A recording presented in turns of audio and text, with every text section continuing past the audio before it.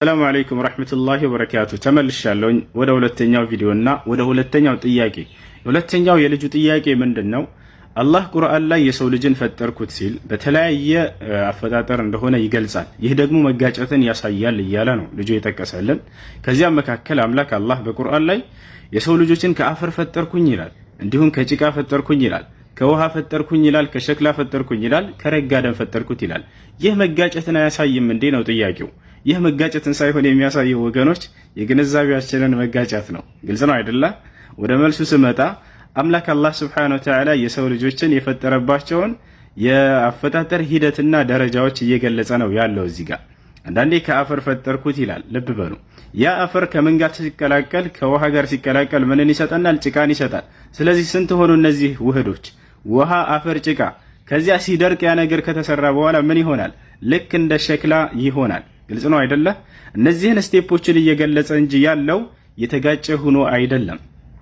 ልክ ለምሳሌ አንዲት ሴት ጀበና ሰራችን በል። እንዴት ሰራሽው ከምን ሰራሽው ብለህ ብትጠይቃት ከአፈር ልትልህ ትችላለች። ከዚያ ደግሞ ሌላ ቦታ ላይ በውሃ ትላለች። ከዚያ ደግሞ ከጭቃ ትላለች። ከዚያ ሸክላ ትላለች። እነዚህ ነገራቶች እንዲህ አንዴ ከአፈር ብለሽል እንዴት ከሌላ ከውሃ ስትይኩ እየተጋጨብሽ ነው አይደለም የሚባለው። ያንን ጀበና የሚባለውን ነገር የመጨረሻው ውጤት የተሰራችባቸውን ቅይጦችና ውህዶች ነው እየገለጸችልህ ያለው እንጂ እየተጋጨ አይደለም። ልክ እንዲሁ አምላክ አላህ Subhanahu Wa Ta'ala ሰው የሚባለውን ፍጡር የሰራበትን ውህዶችና ቅይጦች እየጠቀሰልህ እንጂ እዚህ ቦታ ላይ እየተጋጨ አይደለም። መጀመሪያ አፈርን ከዚያ በኋላ ውሃ ቀላቀለበት፣ ሁለት ሆኑ አፈርና ውሃ።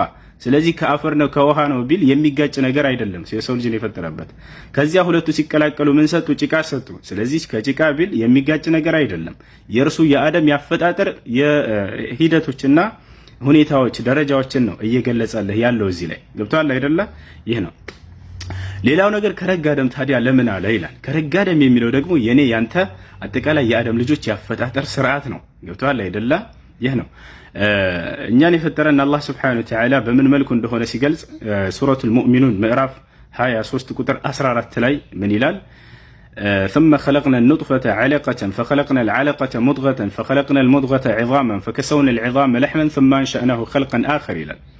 ከዚያም የሰው ልጅን ይላል ስለኛ አፈጣጠር ደግሞ ሲገልጽ ማለት ነው። ግልጽ ነው አይደለ? ከአደም ውጭ ያለ ነው።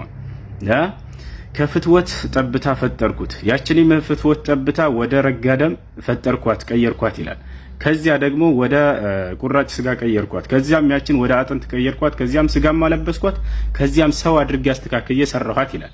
አሁንም እዚህ ላይ የኛን ያፈጣጠር ሂደቶች እየገለጸ ነው። አይጋጭም። አሰላሙ አለይኩም ወራህመቱላሂ